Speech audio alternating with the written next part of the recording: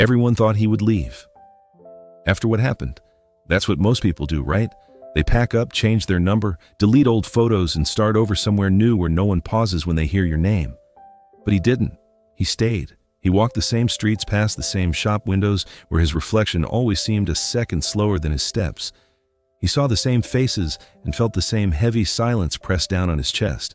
At first, he spent hours rehearsing explanations in his head. There were long, careful versions and short, clipped ones.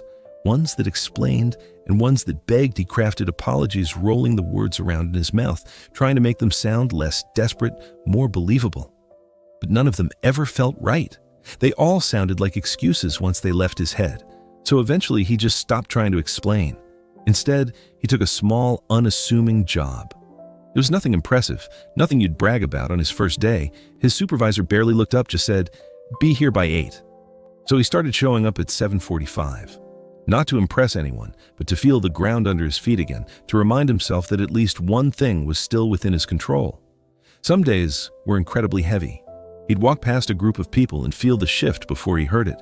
The conversation would trail off, voices lowering, eyes darting away.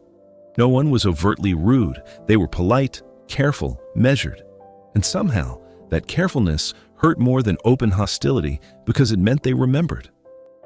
There were mornings he'd sit on the edge of his bed, shoes in his hands, thumb tracing the worn sole, and think, "Why am I still doing this to myself?" But he always stood up anyway. He tied his laces, opened the door, and went to work. Weeks turned into months. Nothing dramatic happened.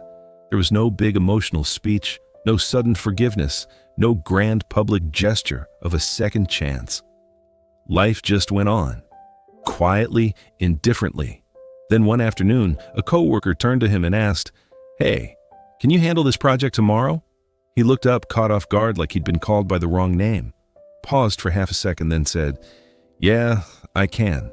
For the first time in what felt like forever, no one hovered, no one checked behind him, no one waited for him to mess up. Later on, a new person joined the team and asked someone what he was like. The answer was simple. He's solid. That was it. Not what he did, not who he used to be. Just solid. He didn't erase his past, he couldn't, but by staying by, showing up when it was uncomfortable, by choosing the next right thing, even when no one was watching. He outlived it. He proved that sometimes the most powerful statement you can make is to keep going. Thanks for watching. If this story resonated with you, consider subscribing for more.